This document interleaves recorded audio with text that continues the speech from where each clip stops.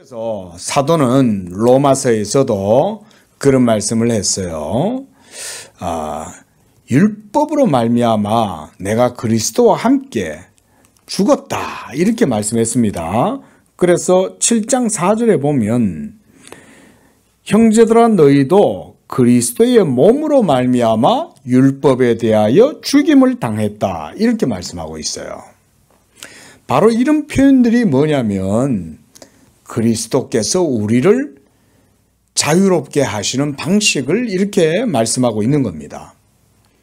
그래서 좀 전에 봤던 갈라디아서 2장 19절 말씀이나 로마서 7장 이 4절의 말씀이나 모두가 다 그리스도께서 우리를 자유케 하려고 여기에서 자유케 하시는 방식을 여기서 설명하고 있는 거예요. 바로 그리스도의 몸으로 말미암아 우리도 그를 믿는 우리도 율법에 대하여 죽임을 당하였다. 아주 중요한 말씀이죠. 아주 중요한 사도 바울의 교리예요. 그러므로 우리가 더 이상 율법의 정죄를 당하는 그런 죄의 상태에 있지 아니하고 이제는 율법의 정죄를 받지 아니하는 의로운 상태에 있기 때문에 우리는 더 이상 종의 멍에를 메어서는 안 된다. 자, 이런 그리스도인의 자유가 바로 그리스도의 몸, 십자가에 못 박히셔서 우리를 위한 희생제물, 대리적 속죄를 이루신 그 그리스도의 몸, 그 몸으로 우리가 죄사함을 받고 죄에서 해방되고 무엇보다 율법의 진노와 저주 아래에서 해방되고 이런 일들을 우리가 누리게 되는 거죠. 이것이 바로 그리스도인의 자유입니다. 자, 칼빈은 바로 이런 자유는 믿음 안에서 누리는 것이라고 설명을 해요. 그리고 이런 자유는 사랑에 종속되어져 있어요. 그래서 사랑 안에 자유가 있고 그 사랑 안에서 자유롭게 행하되 사랑을 위배하거나 사랑에 거치거나 사랑과 충돌하는 것은 그러면 참된 자유가 아니겠죠. 그거는 아마 방종일 거예요. 방임일 거예요. 그런 것은 자유라고 할 수가 없어요. 그래서 이제 13절을 보면 약한 자들에게 젖을 먹인다고 하면서 독을 먹이고 있는 로마 교황주의자들. 자, 요컨대 걸려 넘어지게 하는 것들을 피하는 것에 대해서 내가 가르친 모든 것은 중립적인 것들. 아디아포로이 그랬죠? 아디아포로이. 혹은 중요하지 않은 것들에 관련된다는 점을 내가 말하고자 하는 바이다. 요거는 우리가 앞에서 봤어요. 그죠? 아디아포라의 사상. 이 중립적인 것, 걸려 넘어지지 아니하고 또 거치지 아니하는 이런 것들은 모두가 다 믿음이 있어야만 가능하죠. 그래서 사도는 뭐라 그랬어요? 믿음으로 행치 아니하는 모든 것은 다 죄니라 이렇게 얘기했어요. 왜냐하면 믿음으로 그 양심이 먼저는 성령의 은혜 안에서 그리스도로 말미암아 자유롭게 되지 않으면 이 사람은 걸려 넘어지기도 하고 또 거치도록 하는 것이고 이렇게 되겠죠. 그러나 복음의 자유를 누리는 사람은 예수 믿는 믿음의 사람이고 그 믿음으로 하나님께 의롭다함을 얻었고 또 그 믿음의 확실함과 또 죄사함의 확신 가운데 있기 때문에 이 사람의 영혼은 이제 자유로운 거예요. 자, 그래서 왜냐하면 반드시 행해져야 할 것들이 걸려 넘어지게 하는 어떤 것들에 대한 두려움으로 인해 결코 배제되어서는 안 되기 때문이며 우리의 자유가 사랑에 종속되어야 하듯이 사랑 또한 그 자체로 믿음의 순수함 아래에 존재해야 하기 때문이다. 이런 거는 이제 중요한 표현이에요. 그러니까 역자인 문병호 교수님도 이 라틴어 명문선 이래가지고 여기다 딱 달아놓으신 거예요. 아주 멋진 말 아닙니까? 그렇죠? 우리의 자유가 사랑에 종속되어야 하듯 사랑 또한 믿음의 순수함 아래에서 존재해야 한다. 그러니까 우리가 믿음과 소망과 사랑 이렇게 얘기하면 이 세 개는 떨어져서 존재하지 않죠. 그죠? 모두가 다 하나로 다 연결되어져 있잖아요. 유기적으로. 그런데 믿음의 순수함 아래에서 사랑이 역사하고 또 그 사랑 안에서 자유는 행동한다. 우리 역으로 이렇게 보면 되겠죠. 자유가 있다고 하면서 방임하고 방종하면 그거는 믿음과 사랑 안에서 있는 게 아닌 거예요. 그러면 사실은 그것은 죄가 되는 거죠. 그리고 그런 잘못된 그래서 믿음으로 순수한 믿음으로 하지 않고 사랑으로 하지 않는 것들은 사실은 진정한 자유가 아니라는 말은 결국은 그 사람 속에 은밀하게 뭔가 걸려서 믿음의 부자연스러움, 어떤 불확실함, 어떤 의심스러움 이런 것들이 그 사람 속에 있다는 말이죠. 그래서 우리가 그리스도를 아는 지혜와 지식 안에서 자라가야 돼요. 우리가 예수 믿는 믿음이 온전하면 온전할수록 지식도 온전해지죠. 그럼 지식이 온전해진 사람은 온전한 자유를 누리게 되는 거예요. 이런 겁니다. 다 영적인 것이. 그래서 실로 여기서 우리는 사랑의 법칙이 무려 제단에까지 미친다고 여겨야 함이 마땅하다. 즉 이웃을 위하여 하나님을 노엽게 해서는 안 된다는 것이다. 그러니까 이 말은 이런 의미예요. 우리가 영적 자유를 누린다고 한다면 그 자유는 진리 안에서 모든 의미의 연관관계, 상관관계 속에 다 연결되어져 있다 이 말인 거예요. 그래서 믿음으로 하지 아니하는 모든 것은 다 죄다. 바로 그 말씀처럼 믿음으로 행하는 사람은 자유 가운데 온전함을 이룬다. 이런 말이겠습니다. 나는 단지 소동만 일으키고 무엇을 조금씩 풀어가려 하지 않고 모든 것을 파괴하는 더 좋아하는 자들의 무절제를 인정하지 않는다. 무절제. 이건 자유가 아니죠. 한마디로 이게 진짜 방임, 방종이지 않습니까? 지도자를 자처하면서 뽐내면서도 정작 1000가지의 형상의 불경건에 자기 자신을 바치고 있는 자들 누굴까요? 1000가지의 형상의 불경건에 자신을 바치고 있는 자들, 로마 교황주의자들을 얘기하는 거예요. 로마 교회 가면 막 온갖 형상들이 가득하죠. 벌써 두오모 성당 이런 것도 있고, 그 가우디라는 분이 이제 아주 대단한 건축가인데 그분이 짓고 있다는 성당이 아직도 짓고 있습니까? 그게? 근데 뭐 하려고 그래요, 그거를. 그래, 예술적 정신이 얼마나 그 속에 있는지는 나는 잘 모르겠는데. 아니, 그렇게 돈도 쓸 뿐 아니라 사람들의 정신과 에너지를 거기다가 다 그렇게 쏟아부으면서 해요. 믿음으로 하는 건가요? 그게 아니죠. 지금 칼빈이 얘기하는 것처럼 이런 거예요. 1000가지 형상의 불경건에 그들 자신을 바치고 있는 거예요. 제가 볼 땐 그런 거에 불과해요. 가우디라는 분이 아주 건축에 대한 어떤 깊은 어떤 그런 전문적인 지식이 있다 할지라도 그런 데다가 그렇게 공을 들이냐 이거예요. 그냥 초가상관도 나는 만족하네. 그죠? 초가상관도 나는 만족하네. 그럼 초가상관이면 되지. 그럼 가우디가 지은 멋진 성당은 하나님이 예배를 받고, 우리 총신에 가면, 양지 캠퍼스에 가면은 소래교회를 본따서 만들어 놓은 소래교회 모형 예배당이 있어요. 그럼 그런 데서는 하나님께 예배 못 드립니까? 그러니까 사람들이 행위를 드러내기 위해서 헛된 데다가 에너지를 다 쓰는 거예요. 그러면서도 하나님을 아는 지식은 없잖아요. 그래서 자기들의 이웃에 걸려 넘어지지 않게 하려고 그렇게 할 수밖에 없다고 가장하는 말, 이런 말을 들어서는 안 된다.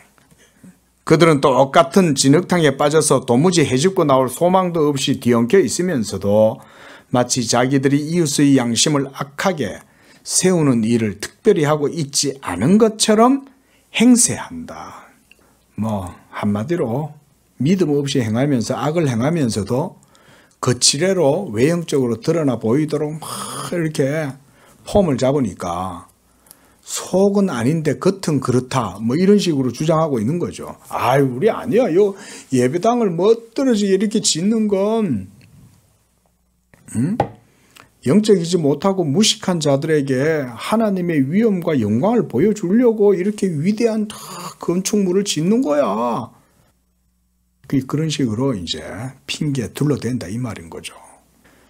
그래서 칼빈은 여기서 그들도 똑같은 진흙탕에 빠져 있다 이렇게 표현하잖아요. 본인들도 영적 자유도 모르고 복음의 진리도 모르면서 뭐 휘황찬란한 건물 지어가지고 그걸로 신도들의 마음에 경건을 품게 하고 하나님을 숭엄하게 섬기도록 그렇게 할 수 있겠냐 이 말인 거죠. 못하죠.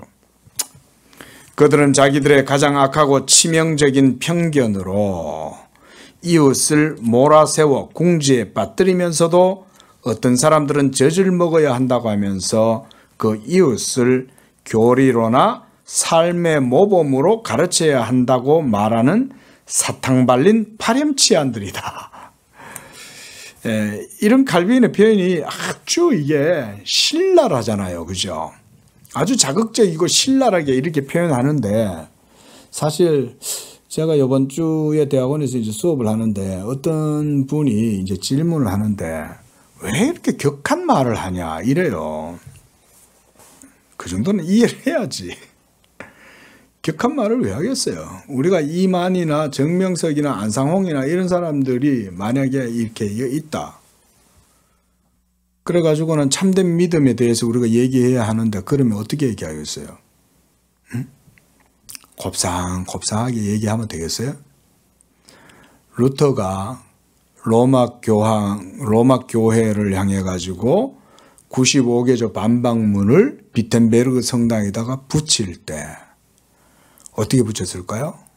소리 안 나게 곱상곱상한 언어를 써가면서 그렇게 붙였을까요?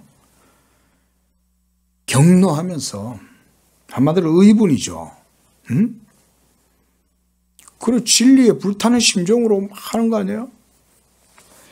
여러분 기독교 강요를 읽을 때 칼빈이 막 아주 강력하고 아주 이렇게 절제되지 않은 것 같은 이런 막 어떨 때면 우리말로 그냥 막말 막 할 때도 있거든요. 저 개들의 입을 막아야 한다. 저들의 뭐 어쩌고저쩌고 이러면서 막 신랄하게 변하거든요. 여러분 이 칼빈 정도 되는 분들이 그렇게까지 얘기할 땐 이유가 있지 않겠어요? 그렇죠? 아는 사람이 그렇게 할 수 있는 거지. 아무것도 모르면 뭔 소리를 하냐면 아유 말을 좀 곱게 해 이런 소리는 하지. 모르니까. 근데 알면 그렇게 말 못해요. 알면 진리가 있고 그 진리가 완전히 지금 막 뒤덮이고 진리가 중상을 당하고 진리가 파묻혀버리고 이런 상황이 돼 있는데 그럼 곱상곱상하게 얘기하겠어요? 여러분들 집에 도둑이 들어왔는데 그럼 곱게 나가세요 이렇게 말할 겁니까? 사람들이 진리에 대해서 굉장히 오해하는 것 가운데 하나가 뭐냐면 내가 진리보다 더 곱상하다고 생각하는 거예요. 뭐 남상수 목사도 좀 터프한 스타일이긴 한데 여러분들이 이해를 좀 해주세요. 응? 진리를 곱상곱상하게 전하면 듣는 사람들도 그런 줄 알아요. 진리는 뭐냐면 싸우는 거예요. 내가 이 세상에 평화를 주러 온 줄로 생각지 말라. 내가 불을 던지러 왔다. 누가 이 말씀했어요? 예수님이 이 말씀했잖아요. 예수님은 유대인들을 향해 바리새인들을 보면서 바이퍼다. 독사의 자식들아. 이렇게 얘기하죠. 세례요한뿐 아니라 예수님도 아주 기강된 어조로 이 회칠한 무덤들아. 독사의 자식들아. 너희는 너희 아비 마귀에게서 났다. 이러면서 독사의 새끼들아 그러잖아요. 여러분 진리를 대한다는 거는 저 어떨 땐 막 격앙되고 비진리와 막 싸우고 투쟁하고 그런 거예요. 그거 아셔야 돼요. 그래서 기독교 신앙을 가진 분들이 너무 젠틀하게 신앙생활을 하려고 해도 안 돼요. 물론 신앙의 온전한 인격과 덕성을 기르고 그렇게 해서 그리스도를 높이고 하나님을 경외하고 하나님 앞에서 경건하게 행하는 그런 모습은 중요하지만 진리가 없는데도 그렇게 하는 거는 그거는 위선이에요. 위선. 그 칼빈이 이런 표현을 쓰더라도 우리가 이해를 해야 됩니다. 바울은 자기가 고린도 사람들을 젖을 먹여 길렀다고 해상한다. 만약 당시에 교황주의자들의 미사가 고린도 사람들 가운데 있었다고 친다면 바울은 그들에게 젖을 공급하려고 희생을 드렸겠는가? 그러니까 이 말이에요. 여기서 희생이란 구약의 제사 예법을 얘기하는 거예요. 자, 고린도 신도들이, 고린도 교회의 성도들이 믿음이 연약해요. 그래서 젖을 먹을 수밖에 없고 고기를 못 먹는 연약한 믿음의 사람들이에요.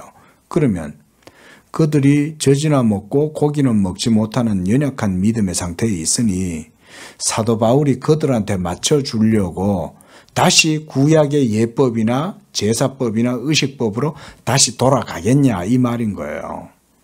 그렇게 하지 않죠. 그렇죠? 결코 그렇지 않다. 왜냐하면 그 경우에는 젖이 독이 될 수 있기 때문이다. 그러므로 자기들의 감언 이설로 거칠애를 하면서 연약한 자들을 잔인하게 죽이고 있으면서도 그들을 먹이고 있다고 외치는 그런 교황주의자들은 거짓말을 하고 있음이 확실하다. 이와 같은 눈속임은 한동안 인정을 받고 사람들을 속일지는 모른다. 그렇다 하더라도 그들은 얼마나 더 오랫동안 자기의 자녀들에게 그런 젖을 똑같이 먹게 할 것인가. 자녀들이 제대로 자라지 못해서 심지어 어떤 가벼운 음식도 소화시키지 못할 정도라면 결코 그들은 젖을 통한 양육을 올바로 받지 못했음이 분명하다. 내가 그들을 더욱 날카롭게 반박하는 데는 두 가지 이유가 있다. 첫째, 그들이 진부함은 논쟁할 가치가 거의 없다. 당연히 건전한 사람들 가운데 멸시를 받고 있기 때문이다. 둘째, 나는 이미 특별한 글을 통해 이를 충분히 자세히 설명했으므로 다시 반복할 마음이 없다. 나는 독자들이 오직 다음 사실을 기억하길 바랄 뿐이다. 즉, 사탄과 세상이 우리를 돌이켜 하나님의 지시로부터 멀어지게 하고 우리를 주저시켜 그가 명령하시는 것을 즉시 따르지 못하게 하려고 몸부림치면서 세워둔 장애물이 무엇이든 간에 우리는 힘차게 앞을 향하여 나아가야 한다. 어떤 위기가 닥친다 해도 우리에게는 이 동일한 하나님의 통치권에서 벗어날 자유가 손톱만치도 없다. 그가 허락하시는 것 외에 무엇을 시도하는 것은 어떤 구실 하에서도 결코 합법적이지 않다. 지금 우리가 방금 읽었던 요 문단 밑에서 세 번째 끝에 세 번째 줄부터는 중요한 말이에요. 자, 여기서 뭐입니까? 하나님의 통치권에서 벗어날 자유는 손톱만치도 없다는 거죠. 이런 게 중요한 이해입니다. 우리가 지금 자유를 배우는데 칼빈이 여기서는 역설적으로 자유가 없다 또 이렇게 얘기하면 이걸 잘 이해를 해야 되겠죠. 이게 뭔 말이지? 지금까지 우리가 자유가 있다고 얘기했는데 왜 여기서는 자유가 손톱만치도 없다고 그래? 이거 무슨 말인가요? 우리의 자유는 하나님의 진리의 말씀 안에서의 자유다 이 말인 거예요. 그러니까 자유를 핑계 삼아서 하나님의 진리와 말씀을 벗어날 수가 결코 없다는 거예요. 맞잖아요. 예를 들어서 이렇게 한번 생각해 보세요. 우리 성도님들이야 제가 하는 말을 이해를 다 하겠지만 좀 다른 분들을 위해서도 제가 잠깐 이런 예를 들어볼게요. 우리가 자유롭다고 할 때 100% 모든 것에서 자유롭지 않죠? 그죠? 우리가 공기 없이 살 수 있습니까? 중력 없이 살 수 있나요? 이런 것도 그래 따지면 하나님이 창조하신 세계에서 우리가 의존해서 살아가는 거지 100% 거기에서 자유롭지 않잖아요. 안 먹고 살 수 있어요? 햇빛 없이 살 수 있고 물 없이 살 수 있고 공기 없이 살 수 있냐고요. 중력이 없으면 살 수 있냐고요. 못 살죠. 우리는 그러니까 그 모든 것을 있게 하신 하나님의 말씀 안에서 자유롭게 살아가죠. 그런데 이 자유가 그것 이상의 한계를 넘어서려고 하면 그때부터는 뭐가 되는 건가요? 하나님의 창조의 법칙을 거스르고 무시하는 게 되는 거죠. 그죠? 그런 말이에요, 한마디로. 그러니까 하나님의 말씀, 진리도 마찬가지다. 모든 세계에서 우리가 벗어날 수 없고 그 안에서 자유롭게 사는 것처럼 하나님 그분 자신의 말씀과 우리의 영적인 삶과 관계도 똑같다. 제가 조금 예를 조금 이렇게 좀 드려봅니다. 자, 14절입니다. 양심은 사람들과 세상의 권세와 법에 얽매이게 되면 그만큼 그리스도 안에서 누리는 자유는 멀어지게 된다. 이런 얘기죠. 자, 그런데 우리가 앞에 기술한 바 있었던 신자들의 양심에 주어진 자유라는 특권에는 그리스도의 은총이 따르기 때문에 그들은 주님이 자기들을 자유롭게 하시기를 원하는 사안들은 그 무엇에 대해서도 관례, 율례, 율법의 법칙 이런 걸 할 수 있겠죠. 그 관례의 올가미에서 더 이상 얽매여 있어서는 안 된다.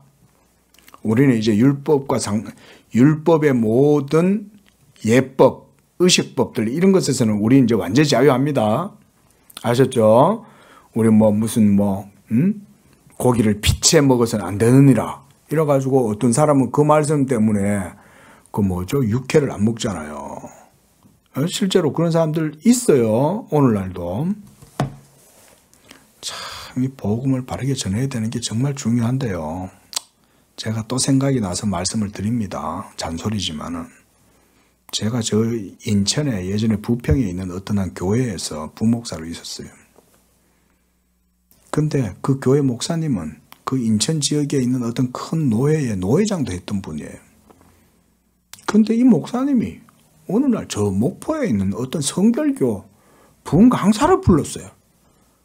그 자체가 사실은 우리 교단법에 벌써 불법이에요. 근데 그래 했다 손 치더라도 그럼 이 성결교회 목사님이 그쪽 교단에서는 부흥 강사로 유명하다는데 와가지고 여러분 충격적인 얘기를 해요. 하나님 앞에 번제를 드려야. 자, 들어보세요. 제가 지금 이런 얘기를 하는 이유가 있습니다. 여러분들이 그래도 기독교 강요를 계속 들으셨으면 이제는 복음에 대한 개념이 섰을 거예요. 그러면 제가 지금 얘기하는 이런 목사라고 하는 이 사람이 과연 진짜 목사인지 아닌지 여러분들이 이제 구별을 해야 됩니다. 응? 이분이 뭐라고 그러냐. 하나님께 번제를 드려야 하나님의 진노와 저주에서 벗어난다는 거예요. 자, 요 말 한마디만 해도 벌써 이 사람은 교황주의자들 못지않은 이단이죠.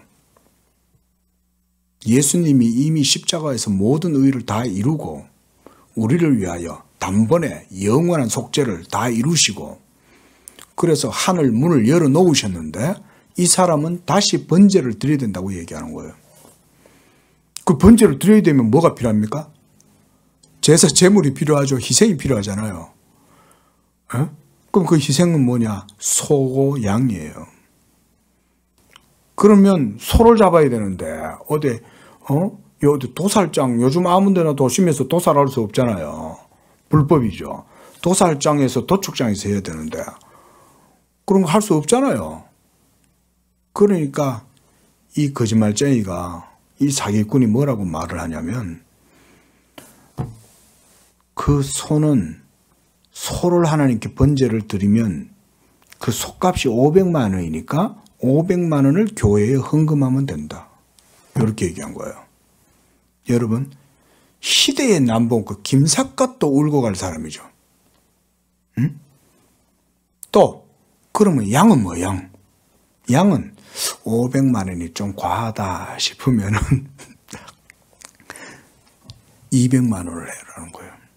양은 200만 원. 여러분, 이런 것들이 목사라고 있는 거예요. 여러분, 이 격분 안 하겠어요? 제가 그 말을 듣고 진짜 쓰러져 버렸어요. 진짜로. 제가 쓰러져 가지고 1시간을 어지러워 갖고 정말 진짜 그 강대상 위에 그러고 있는 거로 올라가 가지고 진짜 머리채를 잡고 내려와야 되는데, 그런 게 목사라고 그 와 있고 그런 걸 강단에다 세우는 게 우리 교단 목사예요. 그러면 그 사람만 그럴까? 우리 교단 내에도 어디 또 어주이 떠주이 같은 사람들이 또 있지 않을까요? 그래가지고는 500만 원 소, 번제, 그래 번제를 바쳐갖고 하나님의 진노와 저주를 막 한마디로 이제 액땜하는 거죠. 액땜. 그 남상수 목사한테 고상한 걸 기대하지 마세요. 양은 200만 원이야. 그래 제가 나왔어요. 그래 거기까지 다 해야 돼. 그래가지고 이제 집회가 마치고 나와가지고는 완전히 나는 기분이 진짜 뭐 같은데, 성도 하나가 믿음이 연약한 성도예요. 이제 교회 나온 지도 얼마 안 돼요. 근데 이분이 벌벌벌벌 떨면서 저한테 와서 그런 거예요. 목사님, 그럼 번제를 바치려면 어떻게 하면 돼요? 예? 연약한 성도가 저한테 와서 그렇게 묻는 거예요. 제 마음이 어떻겠어요, 여러분? 그래 내가 속으로, 그럼 왜 비둘기 얘기는 왜 안 하냐? 비둘기는 1, 2만 원이면 되잖아요. 만 해봤더니 10만 원이지. 꽁 대신 닭이라고. 그럼 비둘기 아니면 닭이라도 잡아가 두면 하면 되지. 어디 율법으로 바르게 하는 것도 아니고. 이런 사기꾼들이 있는 거예요. 근데 더 충격적인 건 그 다음 날인가? 또 내가 또 담당하고 있는 교구에 또 순장이에요, 또.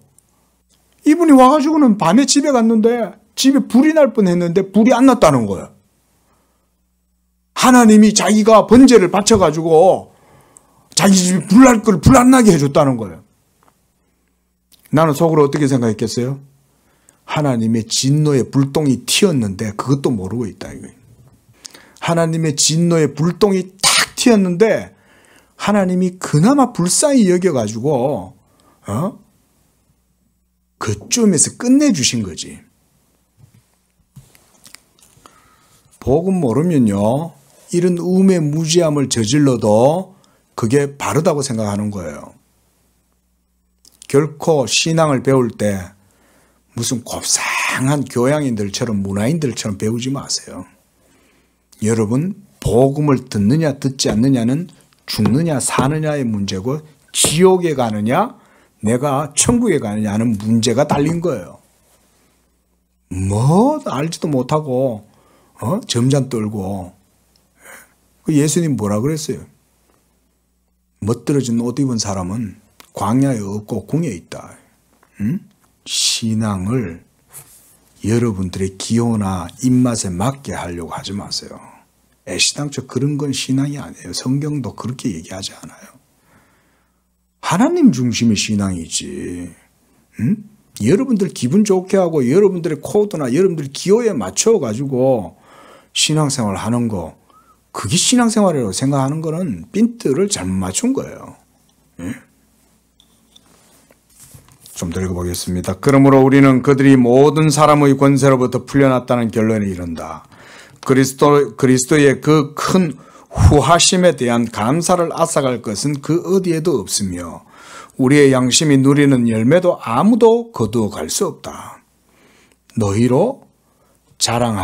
육체로 자랑하려 합니다. 이게 거짓 형제들이 하는 짓이죠. 너희로 억지로 할례를 받게 하려 함은 그들이 너희로 말미암아 자랑하려고 그러는 거다. 할례 받으면 다른 사람한테 유익하겠어요? 본인한테도 유익도 없는데. 근데 왜 새로 들어온 사람들한테 자꾸 할례 받으라고 그렇게 강조하겠어요? 강요를. 그렇게 함으로써 자기들이 자랑을 받으려고 그러는 거예요. 그는 금이나 그리스도가 그렇게 큰 값을 치르신 것을 결코 가볍게 여겨서는 안 된다. 그는 금이나 은이 아니라 자기의 피로써 그것을 값지게 하셨다. 그렇기 때문에 바울은 우리의 영혼을 사람들에게 종속시키면 그리스도의 죽음이 헛되다고 의심 없이 말한다. 갈라디아서 몇몇 장에서 바울은 우리의 양심이 그 자유에 굳건히 서 있지 않으면 어떻게 그리스도가 우리 가운데 희미해지거나 아예 소멸되는지 보여주는데 모든 관심을 쏟고 있다. 그리스도께서 우리를 자유롭게 하려고 자유를 주셨다. 내가 그리스도와 함께 십자가에 못 박혔으니 이제는 내가 그와 그의 살아나심과 함께 나도 살아나고 이제는 율법에 대하여 자유하고 이런 거죠. 양심은 사람의 뜻에 올가매이고 율법과 법령의 덫에 걸려들게 되면 가급적 이 자유로부터 멀리 떨어지려고 할 것이다. 이를 아는 것은 더할 나위 없이 큰 가치가 있으므로 더욱 길고 명료한 설명이 필요하다. 왜냐하면 사람들은 자기들의 법령을 폐지한다는 말을 한마디만 들어도 마치 사람들이 모든 순종이 동시에 제거되고 폐기되기라도 하듯이 즉시 한편으로는 선동하고 한편으로는 비방하면서 큰 소요를 일으키기 때문이다. 뭔 말이냐면 사람들이 어떤 계율에 사로잡혀 있고 자유롭지 못하면서도 그런 어떤 전통, 폐습 이런 데 사로잡혀가 있다가 제일 좋은 예는 이런 게 있어요. 제가 예전에 들은 얘기인데 대구에 어떤 교회 목사님이 부임을 해간 거예요. 대구 쪽에 있는 교회에. 뭐 그렇다고 대구에 있는 모든 교회가 그렇다는 얘기는 아닙니다. 근데 거기는 좀 전통적인 것들을 굉장히 강조하고 보수적이잖아요. 근데 이 목사님이 그 교회에 갔다가 자기 생각에는 저 피아노가 저기 있는 것보다 저기 있었으면 좋겠다. 목사님이 그래서 피아노를 옮긴 거예요. 어떻게 됐냐? 목사님이 잘려나갔어요. 어? 자, 피아노 여기 있는 거 절로 옮긴 게 그래 목사 자를 만한 일이에요, 그게. 자, 이런 것에서 뭘 볼 수 있습니까? 근데 그 다음에 목사님도 그런 식으로 해서 그만둔 거예요. 여기서 우리가 알 수 있는 건 뭐냐면요. 그들은 결코 자유를 모른다는 거예요. 피아노 하나도 제대로 할 수 없을 만큼 그들의 영혼은 부패하고 타락하고 경직되어서 한마디로 뭐 우리가 간경화 이런 거 있잖아요. 굳어가지고 생명력을 조금 더 발휘할 수 없는 그런 상태가 되어버린 거죠. 자유가 없는 거예요. 바로 이런 사람들이 꼭 보면 믿음을 내세우고 진리를 내세우면 거기에 대항해가지고 전통을 내세우고 유대인들이 그랬잖아요. 유대인들이. 자, 예수 믿는 여러분들 복음의 자유 안에 거해야 하나님도 영광 받습니다. 예배도 하나님이 영광 받고 하나님도 여러분들을 기뻐하시는 거예요. 자유 중요합니다. 기도하겠습니다. 거룩하신 주 하나님 아버지, 우리를 자유케 하시려고 아들께서 친히 자기의 몸을 십자가에서 깨트리사 그 몸으로 말미암아 율법에 대하여 모든 쏘는 것들을 자기 몸으로 사하시고, 그래서 이제 그리스도와 함께 우리가 죽고 또한 그리스도와 함께 다시 살리심을 받음으로써 이제 그리스도 안에서 성령으로 말미암아 진정한 영적 생명과 의와 또한 이 자유를 누리게 해 주신 줄로 믿습니다. 이제 그리스도로 말미암아 다시 살리심을 받은 성도는 그 자유로 말미암아 이제 하나님 안에서 기뻐하고 즐거워하면서 하나님의 생명의 말씀을 도리어 즐거워하고 그 계명의 말씀을 따라서 즐거이 헌신하며 성령의 기쁨으로 하나님을 섬기고 그 가운데 자유함 가운데에서 하나님께 영광을 돌리는 줄로 믿습니다. 우리 양재교회 성도들에게 이런 자유하는 믿음을 주시고 이 복음의 은혜와 자유 가운데 하나님께 영광을 돌리면서 은혜를 맛보고 누리는 복된 삶이 되게 하여 주시옵소서. 예수님의 이름으로 기도합니다. 아멘.